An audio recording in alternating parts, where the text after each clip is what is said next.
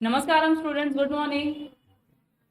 हाँ, तो last section में हमने स्टार्ट किया था कंपनीज एक्ट के बारे में डिस्कस करना, जहाँ पे हमने ये पढ़ लिया कि कंपनी क्या होती है, कंपनी के ऑब्जेक्टिव्स क्या है, कंपनीज एक्ट के ऑब्जेक्टिव्स क्या है, स्ट्रक्चर क्या था, स्ट्रक्चर हमने रीड कर लिया था, एप्लीकेबिलिटी रीड क्या है, और उसके बाद हमने डेफिनेशन पढ़ा था और फीचर्स तक कंप्लीट किया था, करेक्ट।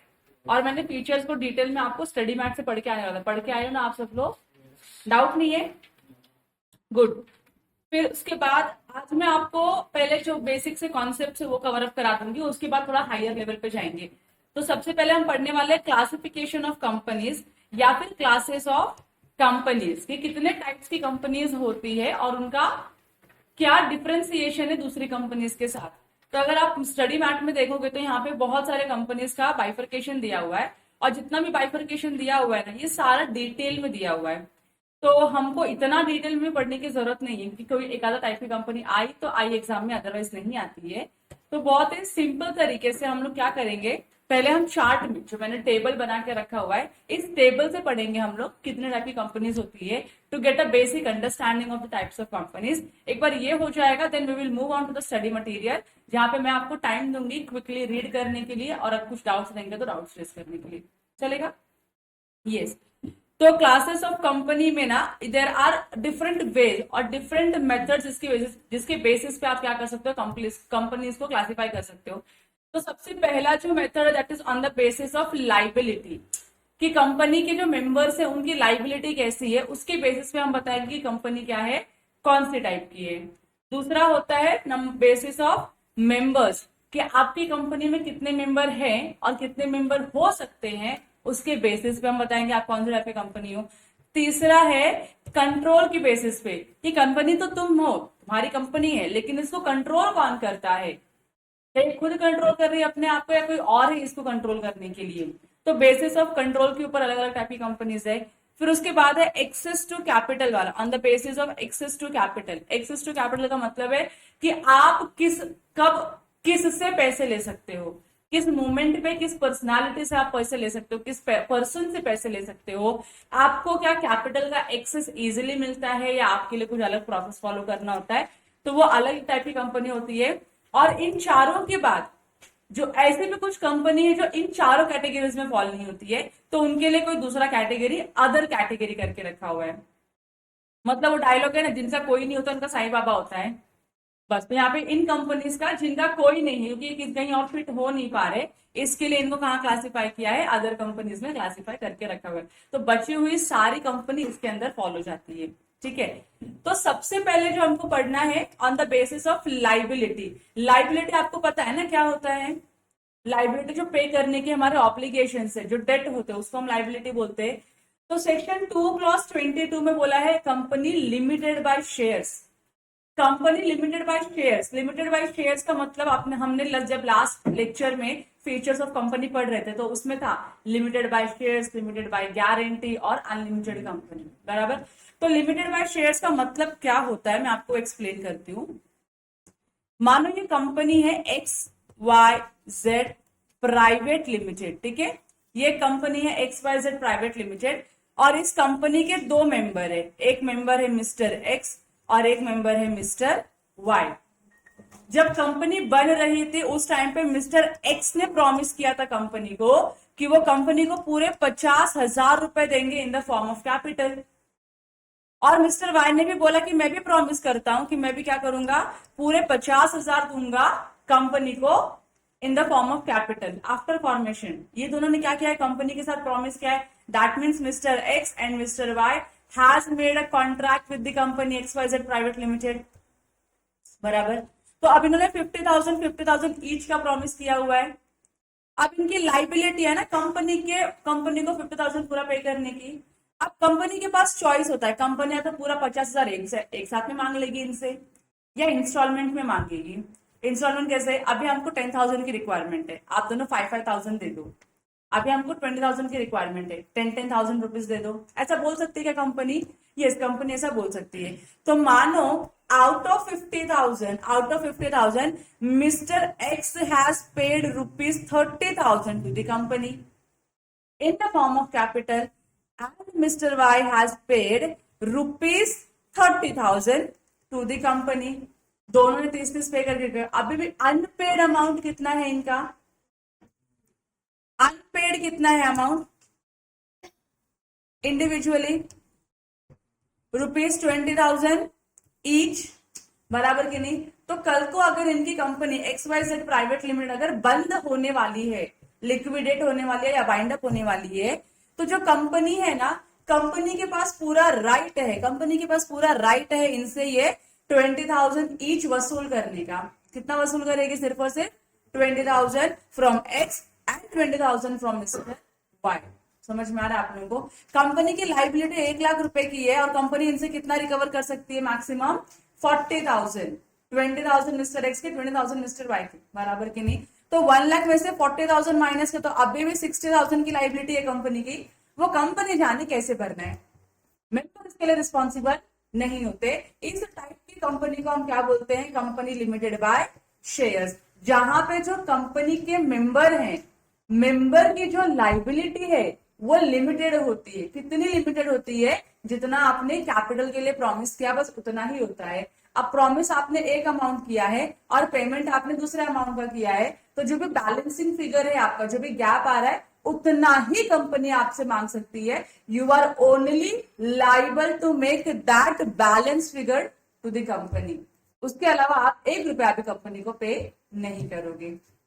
समझ में आया। इसको हम बोलते हैं कंपनी लिमिटेड बाय शेयर, जहां पे मेंबर की लाइबिलिटी उन्होंने कितने रुपए के शेयर परचेज किए हैं उसके ऊपर रिस्ट्रिक्ट हो जाती है। तो इनकी टोटल लाइबिलिटी कितनी है, कितने रुपए की है, टोटल लाइबिलिटी मिस्टर एक्स कितने रुपए की है, 50,000 की। तो इनको पूरे लाइफ टाइम में कंपनी के मैक्सिमम 50,000 कंपनी को देने पड़ेंगे। 50,000 शगुन का ₹1 देता हो क्या, नहीं देना है आपको, सिर्फ और सिर्फ कितना देना है, ₹50, 50,000। यहां तक क्लियर है आप लोगों को, कंपनी लिमिटेड बाय शेयर्स। दूसरा आता है कंपनी लिमिटेड बाय गारंटी। अब क्या होता है इस सिचुएशन में, क्या है, जब कंपनी शुरुआत में शुरू होती है, कंपनी बनती है, तो कंपनी को असेट खरीदने होते हैं, कॉन्ट्रैक्ट में एंटर करना होता है, एडवांस पे करना होता है, तो कंपनी के पास पैसे नहीं होते। तो इस सिचुएशन में कंपनी ना इनिशियली पैसे मांगती है अपने मेंबर से कि हो गया ना आपका इनकॉर्पोरेशन, आपने बोला था ना ₹1,00,000 दोगे दोनों मिलके, प्लीज दे दो, कि हमको क्या करना है, आगे के जो चीजें, जो ट्रांजैक्शन है वो कैरी आउट करने हैं। समझ में आ रहा है। तो यहाँ पे ना जो मेंबर्स है कंपनी के स्टार्टिंग में ही पैसे देते हैं, और जब जब कंपनी मांगती है तब तक उतना कैपिटल देते हैं, उसके ऊपर ₹1 भी नहीं देते हैं। अब जो कंपनी है लिमिटेड बाय गारंटी, अब गारंटी कंपनी और कंपनी लिमिटेड बाय शेयर एक दूसरे से अलग कैसे, मैं बताती हूँ। गारंटी वर्ड समझता है ना आप लोगों को, गारंटी वर्ड समझता है। तो अगेन यहाँ पे एक कंपनी है एबीसी, एबीसी प्राइवेट लिमिटेड। ये एक कंपनी एबीसी प्राइवेट लिमिटेड, इसमें भी कितने मेंबर है, 2 मेंबर है, एक का नाम है ए, एक का नाम है बी। तो ये मिस्टर ए है और ये कौन है, मिस्टर बी है। अब मिस्टर ए और मिस्टर बी ने कंपनी बनाई, लेकिन उन्होंने बोला हम कैपिटल नहीं देंगे तुमको, हम गारंटी लेते हैं। हम क्या लेते हैं, गारंटी लेते हैं। गारंटी भी कितने की होगी, जितना अमाउंट आपको ठीक लगे उतना। तो हम गारंटी लेते हैं कि जब कंपनी बंद होगी ना, जब कंपनी क्या होने वाली है, बंद होने वाली है, तब हम अपना गारंटी अमाउंट है वो आपको पे करेंगे। तो मिस्टर ए ने गारंटी दिया पूरे ₹1,00,000 का और मिस्टर बी ने गारंटी दिया पूरे ₹2,00,000 का। अब जब कंपनी बंद होने लगेगी तो क्या मिस्टर ए से कंपनी ₹1,00,000 मांग सकती है, मिस्टर बी से ₹2,00,000 मांग सकती है, मांग सकती है। क्यों, क्योंकि आपने गारंटी लिया था कि जब आपकी कंपनी बंद होगी तब आप इतने पैसे डिपॉजिट करोगे। तो अभी आपकी कंपनी बंद हो रही है ना, लिक्विडेट हो रही है, वाइंड अप हो रही है, तो now it is the liability of mister A and mister B to pay their respective guarantee amount to the company. समझ में आया। इसमें और कंपनी लिमिटेड बाय शेयर में डिफरेंस एक ये है कि यहाँ पे हम लोग कंपनी जब बंद होने वाली होती है हम तब पैसे देते हैं, वहां पे जब कंपनी शुरू होती है हम तब पैसे देते हैं। समझ में आ रहा है, ये मेजर डिफरेंस है गारंटी कंपनी का और कंपनी लिमिटेड बाय शेयर्स। अच्छा, गारंटी कंपनी, इसका ये नहीं मतलब है कि इनके शेयर्स नहीं हो सकते, इनके शेयर्स हो भी सकते हैं, इनके शेयर्स नहीं भी हो सकते हैं, वो कंपनी के नेचर के ऊपर डिपेंड करता है। लेकिन बिकॉज आप लोग खाली गारंटी समझ रहे हो, इसके लिए मैं आपको सिर्फ और सिर्फ गारंटी के पर्सपेक्टिव से बता रही हूँ। यहाँ तक क्लियर हो गया। बाकी सारी चीजें सेम है। तो कंपनी की लाइबिलिटी 10 लाख रुपए की होगी, कितने की होगी कंपनी की लाइबिलिटी? 10 लाख रुपए की। तो क्या मिस्टर ए 10 लाख रुपया देने के लिए लाइबल है? मिस्टर ए ने गारंटी लिया 1 लाख रुपए का, वाइंडिंग अप में कंपनी को सामने वालों को 10 लाख रुपीज देना है। तो क्या मिस्टर ए लाइबल है 10 लाख रुपया पे करने के लिए? नहीं। कितना पे करेंगे वो? ओनली 1 लाख। और मिस्टर बी कितना पे करेंगे? ओनली 2 लाख। क्यों इतना पे करेंगे? क्योंकि उनकी गारंटी अमाउंट ही इतनी है कि भैया हमने जितने की गारंटी दी है उतना ही आपको पैसा देंगे, उसके ऊपर 1 रुपया नहीं देंगे। समझ में आ गया आप लोगों को? तो कंपनी की 10 लाख की गारंटी लाइबिलिटी है, 3 लाख रुपया उनको मेंबर से मिलेंगे। अब जो 7 लाख रुपया है वो कंपनी कहीं और से अरेंज करे, या इन 7 लाख के जो हमारे क्रेडिटर्स होंगे या जो 7 लाख का डेट होगा, कंपनी बोलेगी भैया माफ करो, हम हो गए, हम भिखारी हो चुके, अब हमारे पास पैसे नहीं है, आपके सारे पैसे भी क्या हो जाएंगे? डूब जाएंगे। हो सकता है, लेकिन मेंबर लाइबल नहीं है। इसका जो मेन रीजन है कि हम मेंबर से खाली इतना ही पैसा क्यों ले रहे हैं, क्योंकि कंपनी एक सेपरेट पर्सनालिटी है। पढ़ा था आप लोगों ने फीचर्स में, कंपनी की लाइबिलिटी कंपनी पे करेगी, मेंबर जितने अमाउंट के लिए लाइबल होगा मेंबर सिर्फ उतना ही देगा, मेंबर उससे ऊपर 1 रुपया भी नहीं देगा कंपनी को। तो मेंबर की लाइबिलिटी इतने की थी तो मेंबर ने इतना पे किया, और मेंबर अपने आप क्या करेगा? बचा लेगा, बोलेगा तुम देखो अपनी लाइबिलिटी कैसे पे करनी है, मैं तो इतना ही पे करूंगा, इसके ऊपर 1 रुपया पे नहीं करूंगा। तो क्योंकि इनकॉर्पोरेशन की बात, मेंबर एक अलग पर्सनालिटी होता है, कंपनी एक अलग पर्सनालिटी होता है, इसके लिए कंपनी की लाइबिलिटी मेंबर के सर पे नहीं आती है। ये क्लियर हो गया? अब जो तीसरा टाइप का कंपनी है ना,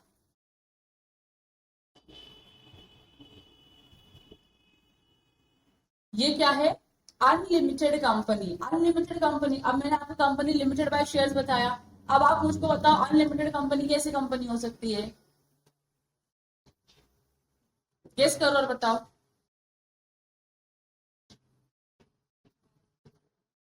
हाँ, यस। तो यहाँ पे जो मेंबर है ना, मेंबर, इसकी लाइबिलिटी जो होगी वो क्या होगी? अनलिमिटेड होगी। मतलब अगर कंपनी की डेट्स है, कंपनी की लाइबिलिटी 10 लाख रुपया पे करने की, और तुमने कंपनी अनलिमिटेड वाली बनाई है, तो फर्क नहीं पड़ता तुम्हारा कैपिटल कितने का है। जब तक कंपनी की लाइबिलिटी पे ऑफ नहीं हो जाती पूरी तरीके से, तब तक मेंबर को क्या करना पड़ेगा? कंट्रीब्यूट करते रहना पड़ेगा कैपिटल में। समझ रहे आप लोगों को? जैसे पार्टनरशिप फॉर्म में पार्टनर्स की लाइबिलिटी अनलिमिटेड होती है, सोल प्रोप्राइटरशिप में प्रोप्राइटर की लाइबिलिटी अनलिमिटेड होती है, वैसे अनलिमिटेड कंपनी में मेंबर की लाइबिलिटी क्या होती है? अनलिमिटेड होती है। तो अगर कंपनी की बैलेंस शीट में 10 लाख रुपए की लाइबिलिटी है, और मेंबर ने बोला मैं खाली 2 लाख रुपया कैपिटल देगा, मेंबर ने बोला मैं 2 लाख का कैपिटल लेकर आएगा, लेकिन तुम्हारी कंपनी का जो नेचर है दैट इज अनलिमिटेड लाइबिलिटी, तो मेंबर को एडिशनल 8 लाख रुपया भी लाना पड़ेगा और इस कंपनी को देना पड़ेगा, ताकि कंपनी अपनी लाइबिलिटी को पे ऑफ कर सके। समझ रहे आप लोगों को? तो ये लोन है आपका, और ये कैपिटल है, और ये बैलेंस फिगर जो मेंबर को कंट्रीब्यूट करना पड़ेगा, ताकि मेंबर क्या कर सके? कंपनीज की लाइबिलिटी को पे ऑफ करा सके। समझा आप लोगों को? तो ये अलग अलग टाइप की कंपनी है जो लाइबिलिटी के बेसिस पे बात करती है। तो देखो हमने पढ़ा भी तो वही पढ़ा ना, कि मेंबर की लाइबिलिटी लिमिटेड है, कि मेंबर की लाइबिलिटी अनलिमिटेड है, जितना गारंटी दिया सिर्फ उतना ही है। तो हमने ये तीनों पढ़ लिया यहाँ पे कॉन्सेप्ट, तो हमारा एक कैटेगरी ऑफ कंपनी खत्म हो गया। अब आप क्या करोगे? आप यहाँ पे एकदम क्विकली, यहाँ पे तीनों दिया है, company limited by shares, company limited by guarantee, और इसके बाद यहाँ पर है अनलिमिटेड कंपनी। तीनों एकदम क्विकली पढ़ोगे। अनलिमिटेड कंपनी में खाली चार्ट पढ़ लिया ना तो भी इनफ है, ऊपर का पैराग्राफ पढ़ने की जरूरत नहीं है। क्विकली पढ़ो, आपके पास पूरे 7 मिनट है। चलो सबका पढ़ के हो गया? सबका पढ़ के हो गया? डाउट है किधर? नहीं। अभी इस बीच में केस आया है इन नरेंद्र कुमार अग्रवाल वर्सेस सरोज मालू। ये केस पढ़ा आप लोगों ने? इस केस में क्या हुआ है? केस पढ़ने के पहले आपको एक बैकग्राउंड क्लियर होना चाहिए। बैकग्राउंड ये है, अगर कोई भी कंपनी है जो लिमिटेड बाय शेयर्स है, जो क्या है? लिमिटेड बाय शेयर्स है, इसका ये मतलब होता है कि मैं अगर इस कंपनी के मेंबर हूं, तो मैं अपने जो शेयर है वो इजीली ट्रांसफर कर सकती हूँ ना। तो अभी इलीट गुरुकुल की मैं मेंबर हूँ, elite Gurukul is a company limited by shares, तो मैं इलीट गुरुकुल की मेंबर हूँ। कल मुझको पैसे की रिक्वायरमेंट है, क्या मैं अपने शेयर किसी और को बेच के पैसे ले सकती हूँ? वो जाने दो। रिलायंस पता है आप लोगों को, रिलायंस शेयर स्प्रेड होते हैं उनके। तो आज अगर किसी ने शेयर परचेस किया, अगले हफ्ते उसको पैसे की रिक्वायरमेंट है, क्या वो शेयर बेच सकता है और पैसे रिकवर कर सकता है? बराबर की नहीं? तो यहाँ पे जो है कंपनी भी कभी भी रेस्ट्रिक्ट नहीं करती है किसी को। जो पब्लिक कंपनी है वो किसी को रेस्ट्रिक्ट नहीं करती है शेयर ट्रांसफर करने के लिए। You are free to transfer your own shares. Private company है, थोड़ा रेस्ट्रिक्शन लगाती है, लेकिन ट्रांसफर अलाउड है। लेकिन गारंटी कंपनी में गारंटी ट्रांसफर करना चलेगा क्या? जैसे अभी एक गारंटी कंपनी है, ये गारंटी कंपनी है जहां पे मिस्टर ए ने पूरे 2 लाख रुपए की गारंटी ली है कि जब आपकी कंपनी वाइंडिंग अप में जाएगी तो मैं 2 लाख रुपए पे कर दूंगा। और मिस्टर ए को अभी क्या करना है, अपना जो इंटरेस्ट है कंपनी में, इंटरेस्ट जो उनका कंपनी में है वो ट्रांसफर करना है। ट्रांसफर किसको करना है? तो ट्रांसफर टू मिस्टर बी। अब ये अपना इंटरेस्ट ट्रांसफर करना चाहते हैं, तो इनको क्या करना पड़ेगा, पहले एप्लीकेशन देना पड़ेगा कंपनी को कि मुझे मेरा इंटरेस्ट बेचना है मिस्टर बी को। इसका ये मतलब होता है कि अब मिस्टर ए जो है वो गारंटी अमाउंट पे नहीं करेंगे अगर ट्रांसफर होता है तो। उनके प्लेस पे कौन आएगा? मिस्टर बी आएंगे, जो मिस्टर बी गारंटी लेंगे कि जब कंपनी बंद होगी या बंद होने के प्रोसेस में होगी तो मिस्टर बी क्या करेंगे, पूरा का पूरा 2 लाख रुपए, जितने की गारंटी मैंने लिया था उतनी की गारंटी मैं नहीं, मेरे बिहाफ में कौन पे करेगा? मिस्टर बी पे करेंगे, क्योंकि मैं अपना शेयर, अपना जो इंटरेस्ट है इस कंपनी में मिस्टर बी को ट्रांसफर कर रहा हूँ। क्या चलेगा ऐसा? चलना चाहिए? आप बताओ मुझको। नहीं चलना चाहिए ना? क्यों? क्योंकि हमने आपके ऊपर भरोसा दिखाया है कि आपकी क्रेडिबिलिटी है कि आप क्या करोगे, 2 लाख रुपए पे कर पाओगे। अभी जो मिस्टर बी है, पता नहीं मिस्टर बी कैसे है, उनका बैकग्राउंड कैसा है, वो पे करेंगे या पे नहीं करेंगे, तो कंपनी को 2 लाख रुपए का नुकसान हो सकता है कि नहीं हो सकता? हो सकता है। इसके लिए जो कंपनीज है ना, ट्रांसफर वाली कंपनीज, बहुत बार क्या करती है, रिफ्यूज कर देती है। वो बोलती है हम अलाउ नहीं करेंगे आपको ऐसा ट्रांसफर करने के लिए अपना इंटरेस्ट, क्योंकि हमको आपके ऊपर फेथ और भरोसा है। आप अगर अपना शेयर या इंटरेस्ट किसी और को ट्रांसफर करते हो, पता नहीं ना वो अदर पर्सन इस ऑब्लिगेशन को फुलफिल करे या नहीं करे। बराबर की नहीं? इसके लिए जो गारंटी कंपनी है, they have all the right to refuse the accept of transfer. मतलब मिस्टर ए का जो राइट, जो अपना ट्रांसफर कर रहे गारंटी या इंटरेस्ट, मिस्टर बी को रिफ्यूज करने का पूरा राइट है। लेकिन हमेशा ऐसे ही करेंगे क्या वो लोग? नहीं। देखना पड़ता है ना क्रेडिट वर्दीनेस कितनी इस पर्सन की। अगर उनको लगा नहीं अच्छा इंसान है, ड्यू डिलीजेंस कर लिया उस इंसान का, उनको लगा ठीक है, तो क्या करेंगे, ट्रांसफर करना अलाउ कर देंगे। तो यहाँ पे वही लिखा है, सुप्रीम कोर्ट का जजमेंट था कि right of guarantee company to refuse to accept the transfer by a member of his interest in the company is on a different footing than the company limited by shares। Company limited by shares बहुत है, लेकिन company के पास पैसे आ चुके हो तो company को दिक्कत नहीं, मेंबर चेंज होगा तो उनको कोई फर्क पड़ने वाला नहीं, कि अल्टीमेटली पैसे कंपनी के पास पड़े हुए। लेकिन गारंटी कंपनी में पता नहीं ना पैसे आएंगे भी कि नहीं आएंगे, ये अनसर्टन हो जाता है कि सामने वाला पर्सन पैसे देगा या नहीं देगा। इसके लिए वो लोगों के पास राइट है, जो आप इंटरेस्ट अपना ट्रांसफर कर रहे हो उसको रिफ्यूज करने का, एक्सेप्ट नहीं करने का। And the membership in a guarantee company में carry privileges much different from those of ordinary share holder. तो गारंटी कंपनी के जो बेनिफिट्स होते हैं, मेंबर्स को जो दिए जाते हैं benefit, that is far different than the benefits given to the company where the company is limited by shares. दोनों के प्रिविलेजेस या बेनिफिट्स भी डिफरेंट डिफरेंट होते हैं, दोनों के ऑब्लिगेशन अलग अलग होते हैं, दोनों के सिचुएशंस अलग अलग होते हैं। इसके लिए यहाँ पे लिमिट कंपनी गारंटी वाली जो होती है, सुप्रीम कोर्ट के जजमेंट है, उनके पास एक राइट है जहां पे वो किसी भी तरीके का इंटरेस्ट जो ट्रांसफर करना है उसको रिफ्यूज करा सकते हैं, अलाउ नहीं करेंगे मेंबर्स को अपना इंटरेस्ट बेचने के लिए किसी और को। डन? और कोई डाउट है आपको? कंपनी लिमिटेड या फिर types of company based on the liability, guarantee, limited by shares और अनलिमिटेड कंपनी, कोई डाउट नहीं है ना? आगे चलते हुए चलो, अब हम लोगों ने एक कैटेगरी वाली कंपनी फिनिश कर दी है। अब हम दूसरा बढ़ने वाले, company on the basis of members, कि आपकी कंपनी में मेंबर कितने हैं उसके बेसिस पे हमको मालूम पड़ेगा कि आप कौन सा टाइप की कंपनी हो। तो अभी ये जो 2013 वाला एक्ट है उसमें एक जो नया कॉन्सेप्ट इंट्रोड्यूस किया है लॉ मेकर्स ने, दैट इज 1% कंपनी। 1% कंपनी का मतलब ही होता है उस कंपनी को एक ही इंसान चलाने वाला है। It is like sole proprietorship but not a sole proprietorship. ये एक कॉर्पोरेट एंटिटी है, रजिस्टर्ड एंटिटी है under the law, under the companies act, लेकिन इसका ओनर एक ही होने वाला है और पूरा बिजनेस वो अपने इस कंपनी के नाम पे करेगा। तो हमने ये, या फिर गवर्नमेंट ने या फिर लॉ मेकर्स ने इसको क्यों इंट्रोड्यूस किया कॉन्सेप्ट को, तो जो एंटरप्रेन्योरशिप है, एंटरप्रेन्योर स्किल्स है, जो जो नई जनरेशन है इंडिया की, उनको बिजनेस तो करना है, लेकिन सोल प्रोप्राइटर में नहीं करें, सोल प्रोप्राइटर के अपने डिसएडवांटेजेस है, लेकिन on the other hand company भी नहीं कर सकते कि कंपनी के अलग अलग लिमिटेशन और बहुत सारे कंप्लायंसेस होते हैं। तो उनको लेस कंप्लायंस वाली अगर कंपनी बनानी होगी, ऐसा भी हो जहां पे उनके साथ पार्टनरशिप करने के लिए कोई आए नहीं, तो अकेले उनको बिजनेस चालू करना पड़ेगा। तो अकेले अगर उसके पास अच्छा आइडिया है, अच्छा स्किल है और उसके पास टैलेंट है कि वो अकेले किसी एक कंपनी को बना के चला सकता है, अपने आइडियाज को मार्केट में सेल कर सकता है, तो उसको क्या करना चाहिए, 1% कंपनी बनाना चाहिए। तो इंडिविजुअल पर्सन एंटरप्रेन्योरशिप, अगर उसको लगता है कि मेरा बिजनेस का आइडिया एकदम धांसू है, तो बना कंपनी, कोई दिक्कत नहीं है। लेकिन कौन सी कंपनी बना स्टार्टिंग में, 1% कंपनी बना, क्योंकि तो छोटा है ना अभी। सोल प्रोप्राइटरशिप, एंटरप्रेन्योर छोटा होता है, इनिशियल छोटा से करने का, शुरुआत छोटे से करने का, उसके बाद धीरे धीरे धीरे धीरे ग्रो करोगे, बड़े हो जाओगे, तो लोग देखेंगे आपको, अरे वाह क्या इंसान है, क्या कंपनी बनाई है, तो लोग ऑटोमेटिकली आपके पास आएंगे बिजनेस करने के लिए। तो ग्रोथ इनिशियल स्टेज से स्टार्ट होता है। तो इनिशियल आप किससे कर सकते हो, अपना 1% कंपनी से कर सकते हो, अगर आप अकेले इस कंपनी को चलाना चाहते हो तो।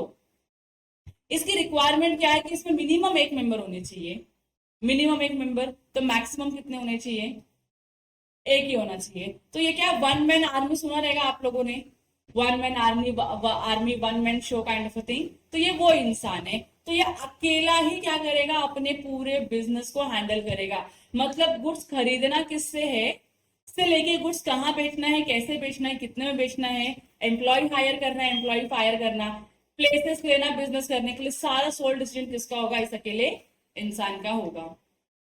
अब क्योंकि कंपनी है और हम कंपनी में बोलते हैं कि there is a separation of ownership and separation of management, तो हम बोलते हैं कि भैया तुम मेंबर बनो, तुम पैसे लगाओ कंपनी में, कोई दिक्कत नहीं है, लेकिन तुम्हारे कंपनी को मैनेज करने के लिए कोई और पर्सन रख दो, ताकि उसका फुल फोकस किसके ऊपर हो, खाली कंपनी को मैनेज करने में हो।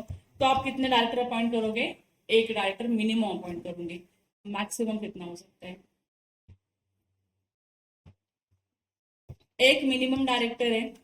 मैक्सिमम कितने डायरेक्टर हो सकते हैं कंपनी में, या फिर 1% कंपनी में, एक। मैं इसके आंसर को होल्ड पे रखूंगी, तुम लोगों ने एक बोला है, मैं याद रखूंगी, मैं भूल गई तो तुमको याद रखना है, फिर मैं आपको लास्ट में बताऊंगी कि मैक्सिमम कितने डायरेक्टर हो सकते हैं। यहाँ तक क्लियर है। तो मिनिमम एक मेंबर तो होना ही चाहिए। अब मिनिमम एक मेंबर, तो क्या रजिस्ट्रेशन नहीं लेना पड़ेगा उसको, तो आंसर इज नो। उसको भी रजिस्ट्रेशन लेना है, उसको भी एनुअल कंप्लायंस करने हैं, उसको भी रिपोर्टिंग करनी है, सारी के सारे सब कुछ जैसे नॉर्मल कंपनी करती है वैसा इसको भी करना है। लेकिन इसमें कुछ एग्जाम्पशन देके रखा हुआ है कि ये काम मत कर, ये काम मत कर, ये काम मत कर, ये काम मत कर। क्यों मत कर, तो छोटा है, तेरी कंपनी अभी क्या है, छोटे लेवल पे है, इसके लिए। तो ये 1% कंपनी करके एक नया कॉन्सेप्ट इंट्रोड्यूस्ड हुआ है। तो हम नंबर ऑफ मेंबर्स के ऊपर बात कर रहे हैं ना, तो एक मेंबर रहा किसी भी कंपनी में, तो कौन सी कंपनी हो गई वो, 1% कंपनी। फिर सेक्शन 2 क्लॉज नंबर 68, ये आपको याद रखना है। मैंने इसके पहले आपको कोई सेक्शन नहीं बताया, ये सेक्शन मैं आपको बता रही हूँ because you have to remember this section. Section 2 clause number 68, इसमें डिफाइन किया है कि प्राइवेट कंपनी क्या होती है। अब प्राइवेट कंपनी का डेफिनेशन जो है मैं आपको मॉड्यूल से पढ़ाऊंगी, लेकिन यहाँ पे आप समझो, प्राइवेट कंपनी बनाने के लिए ना मिनिमम कितने लोग लगते हैं, 2 लोग लगते हैं। तो मैंने आपको अभी जितने भी एग्जांपल्स दिए उसमें सब 2-2 मेंबर का एग्जांपल दिया, X Y A B and all. क्यों, क्योंकि वो प्राइवेट कंपनी थी और प्राइवेट कंपनी को बनाने के लिए कम से कम 2 लोग लगते हैं, 2 लोगों से ज्यादा भी हो सकते हैं। तो मैक्सिमम कितने होने चाहिए मेंबर, तो मैक्सिमम हमारे पास 200 मेंबर्स होने चाहिए। बहुत ज्यादा मेंबर्स हो गए तो सारे मेंबर्स को मैनेज करना डिफिकल्ट होगा कंपनी के लिए, इसके लिए उन्होंने लिमिट लगा दिया, बोला कि मैक्सिमम 200 मेंबर ही रहने चाहिए आपकी कंपनी में। ठीक है, अब ये मैक्सिमम 200 कैलकुलेट कैसे करते हो, तुम मैथ वाले स्टूडेंट हो, तुम्हारा अकाउंट्स फेवरेट है, तो इसको ये 200 नंबर आते कैसे है, इसका भी एक कैलकुलेशन है, वो आपको मैं डेफिनेशन में पढ़ाऊंगी। अब जो कैलकुलेशन है वो भी, क्योंकि आप थियोरी पढ़ रहे हो, तो कैलकुलेशन भी किस में लिखा हुआ है, थ्योरेटिकल पार्ट में ही लिखा हुआ है।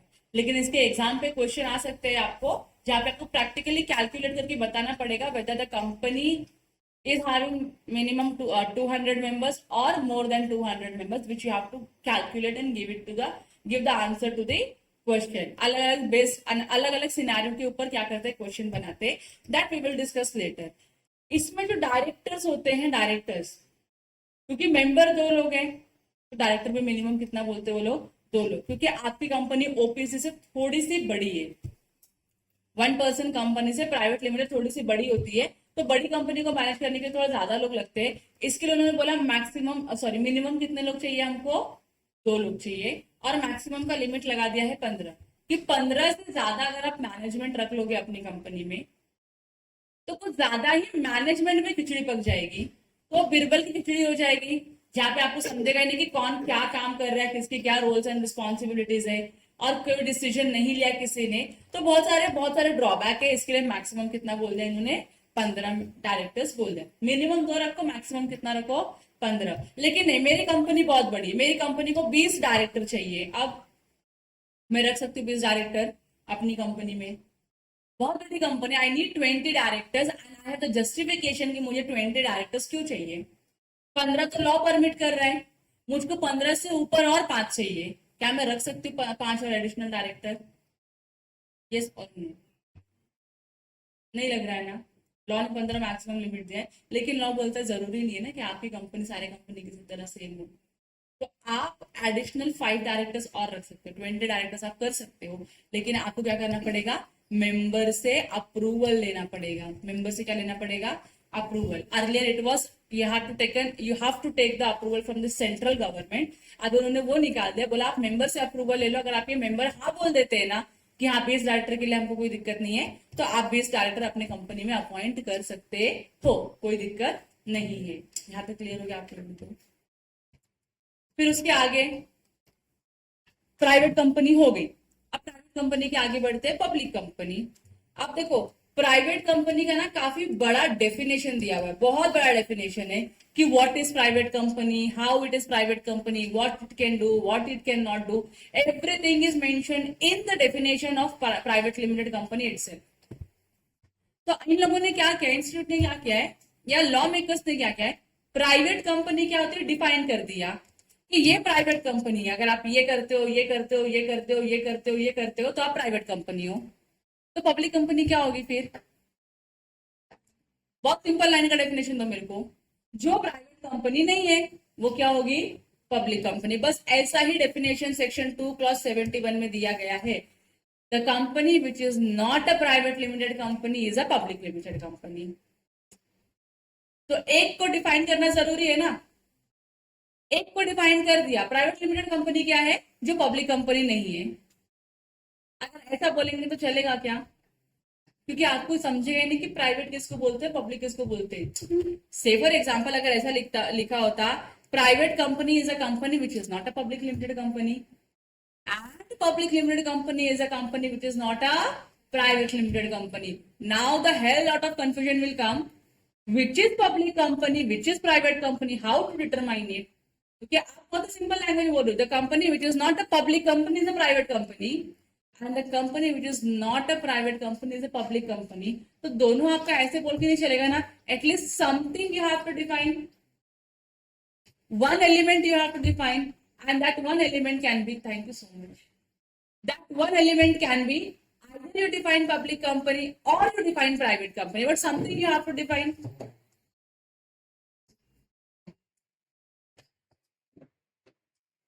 At least you have to define one person. Who is Ram? The person who is not a Shyam is Ram. Then who is a Shyam? The person who is not a Ram is a Shyam.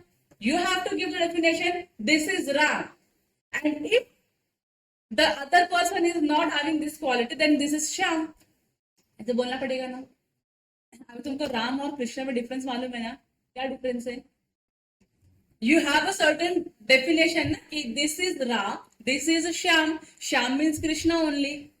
तो now in this scenario दोनों को define किया है, अगर ऐसा है तो राम है, ऐसा है तो श्याम है। तो इजी और इजी हो गया अपने को आइडेंटिफाई करने के लिए, राम और श्याम और शंकर भी अगर मैं इसमें इंक्लूड कर दूं तो तीनों को डिफाइन करना इजी होता है। जो सांप लेके घूमते रहता है वो शंकर, सिंपल मार बराबर की नहीं, बहुत सिंपल है ये सारी चीजें।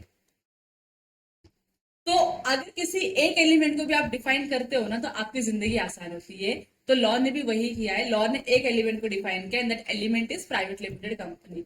लॉ ने डिफाइन किया कि प्राइवेट लिमिटेड कंपनी क्या होती है। तो अब जो कंपनी प्राइवेट कंपनी नहीं है वो क्या होगी, पब्लिक कंपनी होगी। तो इसका डेफिनेशन भी उस तरीके से लिखा था, company which is not a private limited company is a public company.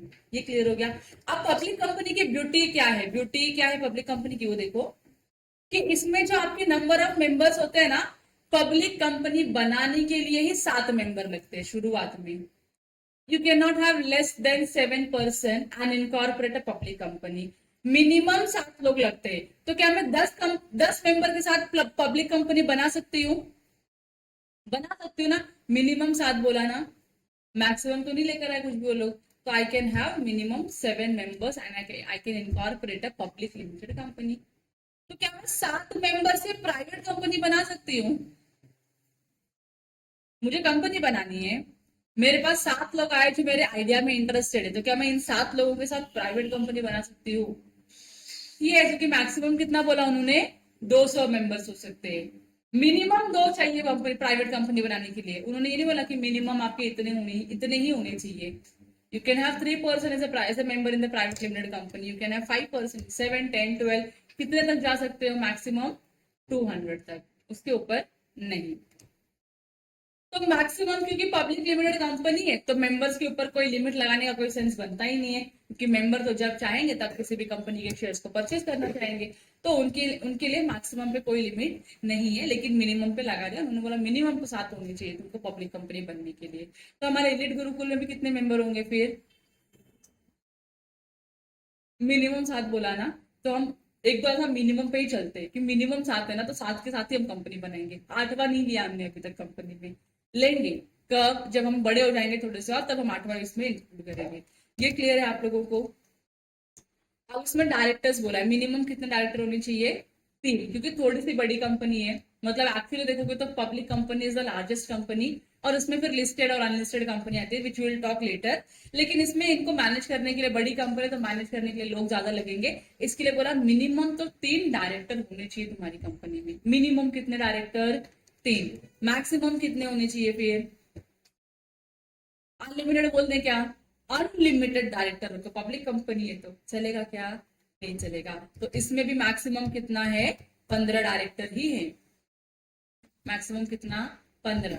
मुझे अगर 25 डायरेक्टर चाहिए तो क्या मैं 25 डायरेक्टर को अपॉइंट कर सकती हूँ पब्लिक लिमिटेड कंपनी में, answer is yes, you can appoint subject to the approval of members, subject to approval of members का अप्रूवल ले लो, यू कैन अपॉइंट, कोई दिक्कत नहीं है।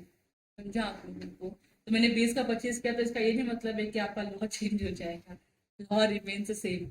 आप एडिशनल डायरेक्टर रख सकते हो, 15 से ज्यादा रख सकते हो। The only condition is that you have to take the approval of the member. Member ने हाँ बोला अपॉइंट करो, मेंबर ने ना बोला do not appoint any additional director। यहाँ तक क्लियर हो गया आप लोगों को।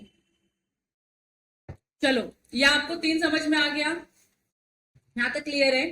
तो there can be 3 categories of company based on member. It can be 1 person company, it can be private limited company, और it can be public limited company, members के बेसिस पे। यहाँ तक क्लियर है, आपको कोई दिक्कत नहीं। अब इसमें मैंने एक एडिशनल कंसेप्ट ऐड करके रखा हुआ, यहीं पे ऐड कर दिया, कहीं और जगह नहीं मिल रही थी मेरे को। सेक्शन 2 क्लॉज 85 बोलता है स्मॉल कंपनी के बारे में, because it is a part of private limited company, so I decided to keep it here itself. अब स्मॉल कंपनी क्या होती है, तो स्मॉल कंपनी वो कंपनी है जिसका paid up share capital, paid up share capital मतलब मेंबर्स ने इतना पैसा दिया हुआ है, तो जिसका पेड अप शेयर कैपिटल कितना है, 4 करोड़ रुपीज है, या such higher amount which may not exceed ₹10 crore। तो इसको आप अभी के लिए इग्नोर करो। जिनका टर्नओवर कितना है, 40 करोड़ है, कैपिटल कितना 4 करोड़, टर्नओवर 40 करोड़, तो 440 याद रखने का, ऐसा क्या याद रखने का, 440। स्मॉल कंपनी वो कंपनी होती है जिसका पेड अप कैपिटल कितना होता है, 4 करोड़ का होता है, या जिसका टर्नओवर कितना होता है, 40 करोड़ का होता है, up to 4 crore, up to 40 crore. तो ये कंपनी क्या मानी जाएगी, स्मॉल कंपनी मानी जाएगी। समझ में आ रहा है आप लोगों को स्मॉल कंपनी क्या होती है। आपको नीचे अमेंडमेंट में एक पैराग्राफ लिखा हुआ है, मैं दिखाऊंगी कहाँ पे लिखा हुआ है। ओरिजिनल लॉ जो लिखा है उसमें एकदम पुराने वाले लिमिट्स लिखे हुए, लैक्स वाले लिखे हुए, which has been revised multiple times. तो मल्टीपल रिविजन को उन्होंने क्या किया, नीचे ब्रैकेट में लिखा हुआ है कि 4 करोड़ और 40 करोड़ का लिमिट आपको एप्लीकेबल है। तो लिमिट्स याद रखने में ना बच्चे कंफ्यूज होते हैं कि कैसे इस लिमिट्स को याद रखें। तो ये आप तो थिंक कि खाली करोड़ में बात करेंगे, अगर हम करोड़ लैक्स में आते तो हमारी गिनती नहीं है। स्मॉल कंपनी भी करोड़ों की होती है, तो आपका कैपिटल कितना होना चाहिए, 4 करोड़ का, और टर्नओवर कितने का होना चाहिए, मैक्सिमम 40 करोड़ का। तो ये लिमिट्स आपको 440 करोड़ लिख दो आगे से, 440 करोड़, 4 कैपिटल 40 टर्नओवर, और दोनों हम किस में बात करें, करोड़ में बात करें, लैक्स में बात नहीं कर रहे हैं। चलो यहां तक क्लियर है। अब मैं आपको बताती हूँ उसके आगे की बातें। तो ये बोलते हैं कि स्मॉल कंपनी वो प्राइवेट लिमिटेड कंपनी है, क्या बोलते हैं, स्मॉल कंपनी वो प्राइवेट लिमिटेड कंपनी है जिसका paid up capital maximum 4 crore का हो सकता है। वो क्या होता है, लेस देन इक्वल्स टू वाला 4 करोड़, और इसका टर्नओवर कितना होना चाहिए, मैक्सिमम या अप टू 40 करोड़ का होना चाहिए। अगर आप इस लिमिट के अंदर रहते हो तो आप स्मॉल कंपनी हो, विच is a private limited company. उसके छोटा एक हमने नाम निकाल दिया कि तू क्या है, स्मॉल कंपनी है। It is a part of private limited company itself, लेकिन क्योंकि इनका टर्नओवर और इनका जो कैपिटल है वो बहुत ही कम है या लिमिटेड है, इसके लिए इसको हम स्मॉल कंपनी भी बोलते हैं। ये क्लियर हो गया। अब इसके आगे लिखा हुआ है, और सच amount which is maximum to 10 crore in case of capital or which is maximum 100 crore in case of turnover। इसका मतलब क्या है, अगर मेरा कैपिटल 4 करोड़ तक का है तो मुझे कोई दिक्कत है क्या, बड़ी कंपनी बन गई मैं, नहीं, मैं I am not a large corporate, I am a small company. लेकिन मेरा जो कैपिटल है ना वो 5 करोड़ का हो गया। कितने करोड़ से बढ़ा मेरा कैपिटल, सिर्फ और सिर्फ 1 करोड़ से बढ़ा है। तो मेरे को लगता है कि नहीं यार, 5 करोड़ का, अगर मैं 5 करोड़ का कैपिटल होने के बाद अगर मैं अपने आप को नॉर्मल प्राइवेट कंपनी में कन्वर्ट करती हूँ तो मेरे को बहुत सारे कंप्लायंस का बर्डन बढ़ जाएगा। तो ये क्या करती है, सेंट्रल गवर्नमेंट को, ये कंपनी आगे सेंट्रल गवर्नमेंट से अप्रूवल लेती है कि सर 5 करोड़ का ही कैपिटल हुआ है, प्लीज आप क्या करो, मुझको बड़ी कंपनी मत बनाओ, मुझको लार्ज कंपनी में मत इंक्लूड करो, मुझको रिमेन रहने दो, मुझको क्या रहने दो, रिमेन रहने दो स्मॉल कंपनी। तो आप प्लीज मुझको क्या करो, स्मॉल कंपनी का ही टैग दो, बिग कंपनी का टैग मत दो। तो गवर्नमेंट बोलती है कोई दिक्कत नहीं, तथास्तु, ग्रांटेड, तुम क्या हो गए, 4 करोड़ से 5 करोड़ भी हो गए, लेकिन तुम अभी भी क्या माने जाओगे, स्मॉल कंपनी माने जाओगे।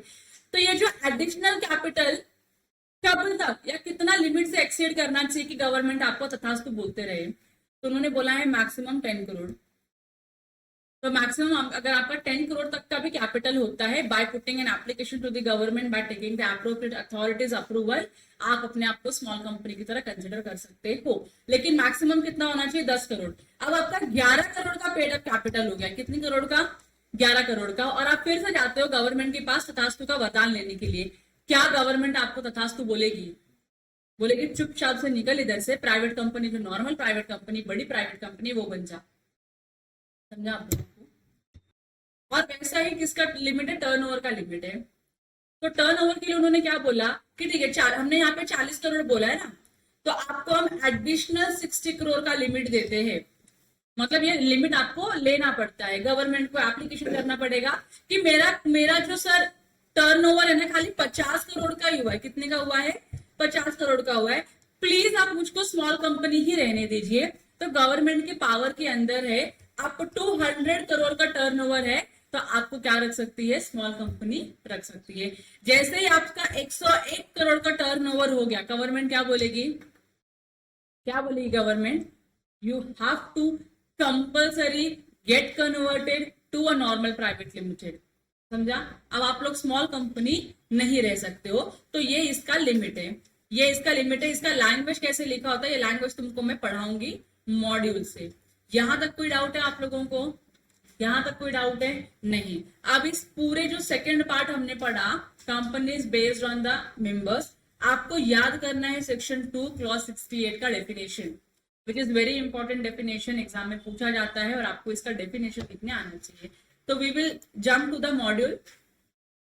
और मॉड्यूल में देखो ओपीसी के बारे में लिखा हुआ है। अब ओपीसी क्या होती है उसके बारे में लिख दिया है इन्होंने, और उसके इंपॉर्टेंट पॉइंट्स क्या होते हैं वो लिखा हुआ है। तो आपको मैं पूरे 3 मिनट का टाइम दे रही हूँ ओपीसी को रीड करने के लिए। सिर्फ ओपीसी रीड करने के लिए पूरे 3 मिनट का टाइम है। डन। और ये जो पॉइंट्स लिखे हुए सिग्निफिकेंस में, ये सारी चीजें आपको पता है, ये सारी चीजें हमने डन कर लिए।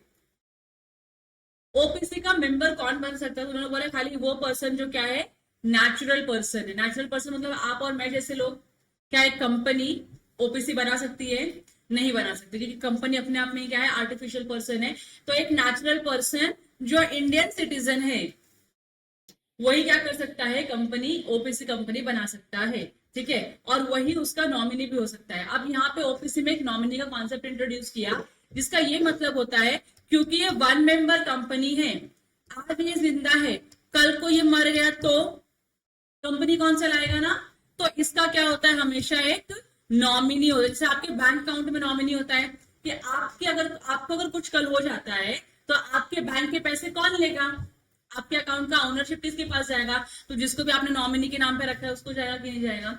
तो सेम यहाँ पे होता है कि अगर जो ओरिजिनल मेंबर है अगर वो मर गया तो इसका जो नॉमिनी है वो क्या करेगा, उस कंपनी का मेंबर बन जाएगा, और फिर ये नॉमिनी क्या करेगा, एक दूसरा नॉमिनी अपॉइंट करेगा। So all the time there has to be 1 nominee in the 1 person company.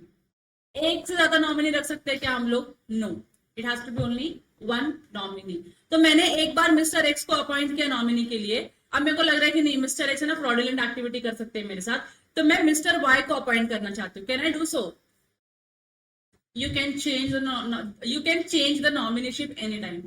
जब आपको ठीक लगे तब आप चेंज करो, कोई दिक्कत नहीं है। तो ये एक जानने वाली बात थी जो मैंने आपको बता दी, बाकी सारी चीजें एकदम से बेसिक सी है। जो सारे नॉर्मल कंपनी के जो बेनिफिट्स है सारे के सारे बेनिफिट्स ओपीसी को भी मिलते हैं, और इसमें कुछ नहीं है। अब आते हैं प्राइवेट कंपनी की तरफ। प्राइवेट कंपनी का जो डेफिनेशन है, इंपॉर्टेंट डेफिनेशन है, इसके लिए हम इसके ऊपर जरा फोकस करके पढ़ेंगे। देखो, private company means a company having a minimum paid up share capital as may be prescribed and which by its articles. तो प्राइवेट लिमिटेड कंपनी एक वो कंपनी है जिसमें क्या है, minimum paid up share capital है। मिनिमम मतलब एक जमाने में प्राइवेट लिमिटेड कंपनी बनाने के लिए आपको 1 लाख रुपए का कैपिटल लाना पड़ता था। मत लिखो क्योंकि ये लिमिट निकाल दी गई है। अब there is no limit, there is no limit. इसका ये मतलब है क्या मैं 1000 रुपए से कंपनी चालू कर सकती हूँ? यस, क्योंकि जो 1 लाख की लिमिट थी उसको लोगों ने विड्रॉ कर दिया है। तो इसके लिए क्या लिखते हैं, minimum paid up share capital as में भी प्रिस्क्राइब्ड। ये प्रिस्क्राइब कहां था, रूल्स में प्रिस्क्राइब था कि मिनिमम कितना कैपिटल होना चाहिए। तब से लोगों ने डेफिनेशन को चेंज ही नहीं किया, तो it has remained the same. पहला लाइन बोलते हैं कि प्राइवेट कंपनी वो कंपनी है जिसमें minimum paid up share capital जितना प्रिस्क्राइब किया उतना होना चाहिए, और उसके आगे बाय विच इट्स आर्टिकल। ये जो कंपनी है इसके आर्टिकल्स के थ्रू रेगुलेट होती है। तो जो इसके आर्टिकल्स है ना, आर्टिकल्स में 3 पॉइंट बताए गए मेनली। आर्टिकल्स में 3 पॉइंट बताया, और पहला क्या बोला है, restricts the right to transfer its shares.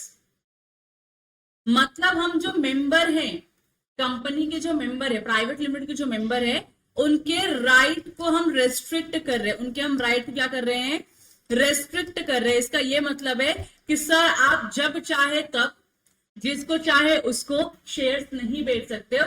You have to take the prior approval of the board and then only you can transfer your shares. तो यहाँ पे रेस्ट्रिक्शन है, प्रोहिबिशन नहीं है। रेस्ट्रिक्शन मतलब ये काम आप कर सकते हो, लेकिन ये चीजों को आपको फॉलो करना है, ये कंडीशंस को आपको फॉलो करना है। तो आपको SH4 भरना पड़ेगा, आपको बोर्ड को इंटीमेट करना पड़ेगा कि आप शेयर ट्रांसफर कर चुके हो, बोर्ड उसका नोटिंग करेगा, NXYZ चीजें होती है। आपको आपके right to transfer the shares पे रेस्ट्रिक्शंस है, by following certain conditions you can transfer your shares, कोई दिक्कत नहीं है। पब्लिक कंपनी के शेयर्स फ्रीली ट्रांसफरेबल होते हैं, तो प्राइवेट की क्या है, रेस्ट्रिक्शन है। पहला पॉइंट क्लियर है आप लोगों को। तो इनके आर्टिकल ऑफ एसोसिएशन में लिखा होता है you do not have free right to transfer your shares, so there is a restriction on the members right to share their to transfer their shares. यहां तक क्लियर हो गया पहला पॉइंट, सिंपल था। दूसरा क्या बोलता है, एक्सेप्ट इन 1% कंपनी। अभी आप लोगों ने ऊपर पढ़ा 1% company is a private company itself. So OPC को छोड़ के, क्योंकि ओपीसी में कितने मेंबर्स है, maximum 1, limits the number of members to 200। तो यहाँ पे आपके जो मेंबर्स है उसके ऊपर लिमिटेशन लगा रहे, क्या लगा रहे हैं, लिमिटेशन लगा रहे, कितने मेंबर्स का, मैक्सिमम 200 मेंबर्स का। तो पहले वर्ड, पहले लाइन में आपको याद रखना है रेस्ट्रिक्शन है, तो it restrict the right to transfer the shares. और दूसरे पॉइंट में बोला है कि लिमिट करता है नंबर ऑफ मेंबर्स को टू 200। यहां तक क्लियर है। तीसरा बोल रहा है, अच्छा अभी जो 200 है इसका कैलकुलेशन इस प्रोवाइडेड और प्रोवाइजो में दिया हुआ है, मैं पहले ये पढ़ाती हूँ। See, provided where 2 or more persons hold 1 or more shares in a company jointly, मतलब दो लोगों ने मिलके एक शेयर या एक से ज्यादा शेयर्स परचेस किया है, तो उस सिनेरियो में हम उनको 2 मेंबर नहीं काउंट करेंगे, उनको 1 मेंबर काउंट किया जाएगा। मतलब अगर आपके इसमें जॉइंट ओनर है तो इस सिचुएशन में इसको हम सिंगल ओनर ही मानेंगे, एक इंसान मानेंगे। तो अगर राम सर ने और मैंने, अगर हम लोगों ने मिलके रिलायंस इंडस्ट्रीज लिमिटेड के 10 शेयर्स परचेस किए हैं, राम सर ने और मैंने मिलके, हम दोनों ने मिलके क्या किए है, रिलायंस इंडस्ट्रीज लिमिटेड के 10 शेयर परचेस किए, तो हम दोनों को 2 मेंबर नहीं मानेंगे, हम दोनों को क्या मानेंगे, 1 मेंबर मानेंगे। समझ में आ रहा है, for the purpose of calculation the number of 200 members. पहला पॉइंट क्लियर है आप लोगों को। एक्सेप्शन का पहला पॉइंट क्लियर है कि अगर ज्वाइंट मेंबर्स होंगे तो उनको सिंगल मेंबर माना जाएगा, 2 मेंबर या 4 मेंबर नहीं माना जाएगा। अदरवाइज इससे होगा कि आपके नंबर ऑफ मेंबर ज्यादा बढ़ जाएंगे और 200 का जो क्राइटेरिया है वो बहुत जल्दी फुलफिल हो जाएगा, एंड इन रियलिटी वैसा होगा नहीं। यहाँ तो क्लियर है पहला point. So provided that where 2 or more persons hold 1 or more shares in a company jointly, they shall for the purposes of this clause be treated as a single member। तो private limited company का जब आप definition पढ़ते हो तो उसमें जो 200 member की लिमिट बताई गई है, उस 200 मेंबर में अगर कोई जॉइंट ओनर होगा तो जितने भी जॉइंट ओनर्स होंगे हम उनको पूरा काउंट नहीं करेंगे, उन सारे जॉइंट ओनर्स को हम एक मानेंगे। यहाँ तक क्लियर हो गया, सबको क्लियर है।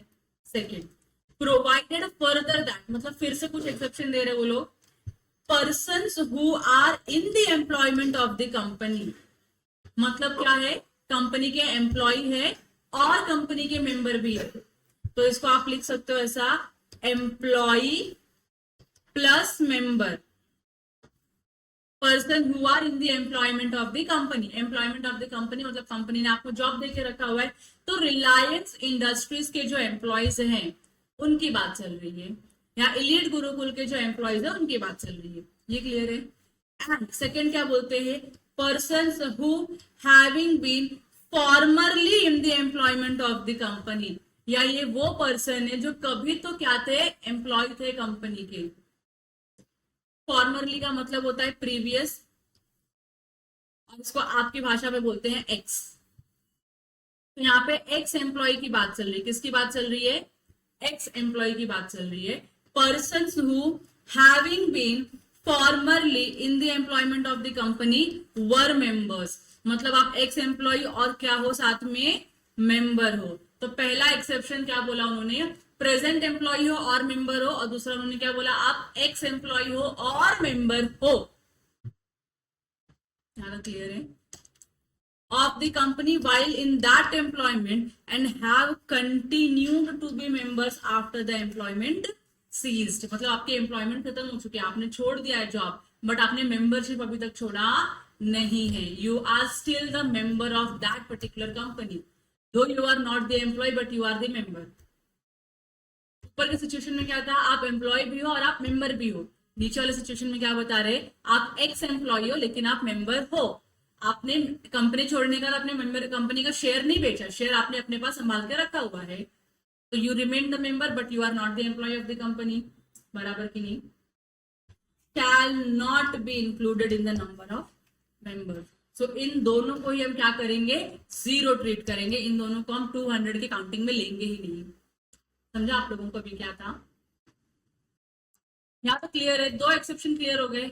अब क्या बोल रहे, पहला उन्होंने बोला कि ज्वाइंट होल्डर होंगे तो एक काउंट करेंगे हम लोग, अगर आप करंट एम्प्लॉय हो और मेंबर हो तो आपको काउंटिंग में लेंगे ही नहीं, और अगर आप एक्स एम्प्लॉय हो प्लस और आप क्या हो, मेंबर हो, तो भी हम आपको काउंटिंग में नहीं लेंगे 200 में, इसके लिए ये 200 के लिमिट में से माइनस हो गए।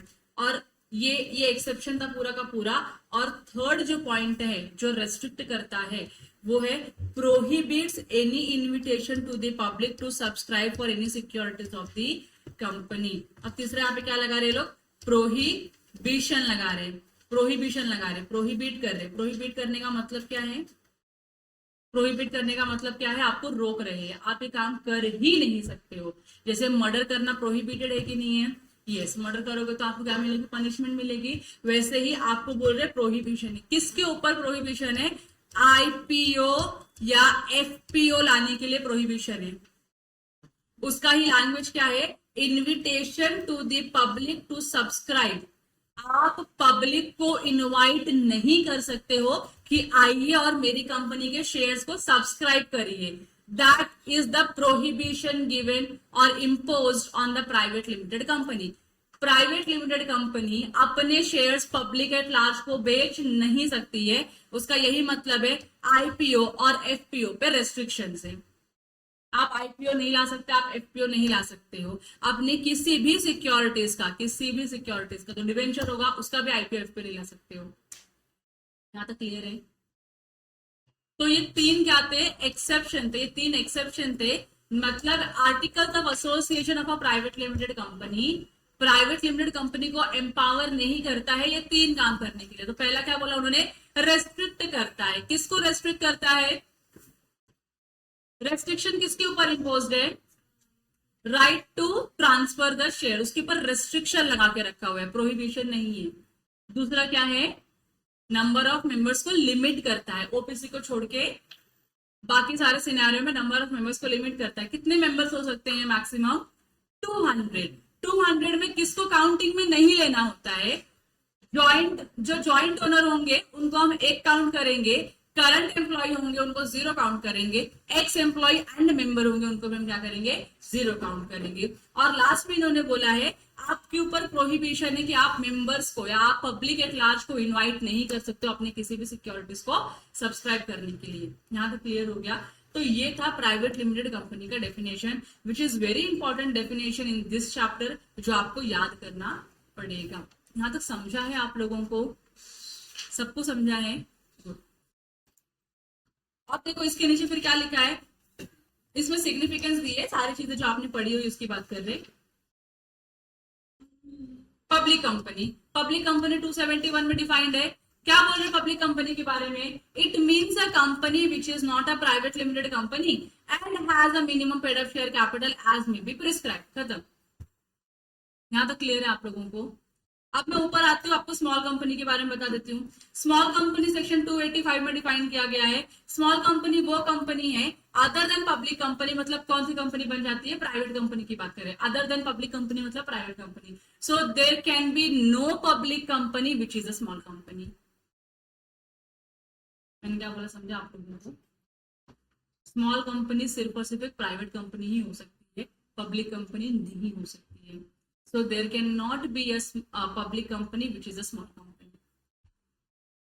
Only private companies with the certain limits can be a small company.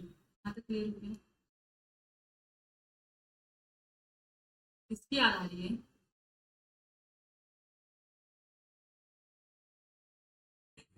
देखो पहला उन्होंने देखो क्या कैसे लिखा हुआ है, डेफिनेशन 285 में दिया हुआ है, it means a company other than a public company जिसका paid up share capital does not exceed बताओ कितना, 4 crore और सच हायर अमाउंट, क्या लिखा है, और such higher amount as will be prescribed which shall not be more than ₹10 crore. तो मैंने आपको लिमिट्स बताए थे, उसमें बोला था टर्नओवर क्या होना चाहिए, turnover as per the P&L account for the immediately preceding year does not exceed कितना, 40 करोड़ की बात चल रही है यहाँ पे, 40 करोड़, और such higher amount which should not be more than ₹100 crore. यहां तक क्लियर हो गया आप लोगों को, इतना समझ में आ गया। एक्सेप्शन दिया है कि स्मॉल कंपनी ये भी नहीं हो सकती है जो होल्डिंग कंपनी की सब्सिडरी है, जो होल्डिंग कंपनी है, जो सब्सिडरी कंपनी है, कंपनी सेक्शन 8 में जो रजिस्टर्ड है वो, या फिर कोई ऐसी कंपनी या बॉडी कॉर्पोरेट जो जिसको कोई स्पेशल एक्ट गवर्न करता है। आपके लिए एक्सेप्शंस बिल्कुल भी इंपॉर्टेंट नहीं है, नॉट IMP, तो आप इस पर एक्सेप्शंस को ज्यादा फोकस करके मत पढ़ो। वो बोल रहे कि ये क्लॉज जो है सेक्शन 285 वाला जो क्लॉज है वो होल्डिंग कंपनी को एप्लीकेबल नहीं है, वो सब्सिडरी कंपनी को एप्लीकेबल नहीं है, सेक्शन 8 कंपनी को एप्लीकेबल नहीं है, और ऐसी कोई कंपनी जिसको स्पेशल एक्ट गवर्न करता है उनको भी एप्लीकेबल नहीं है। तो वो 4 करोड़ 40 करोड़ का लिमिट इन सारी कंपनीज को एप्लीकेबल नहीं है। They will not be treated as a small company, they will be treated as a regular और नॉर्मल कंपनी। क्लियर? ये अमेंडमेंट का यहाँ पे लिखा हुआ है, इग्नोर कर दो क्योंकि आपने ऑलरेडी मेंशन कर दिया हुआ है। पब्लिक कंपनी हो गया। अब पब्लिक कंपनी में ना एक प्रोवाइजो दिया है, जो भी मुझको ये प्रोवाइजो एक्सप्लेन करेगा ना मैं समझ जाऊंगी उसको लॉ आता है। ठीक है, देखो क्या लिखा, मैं पढ़ के सुनाती हूँ and then you try to interpret. Provided that a company which is a subsidiary of a company not being a private company shall be deemed to be a public company for the purpose of this act even where such subsidiary company continues to be private company in its articles।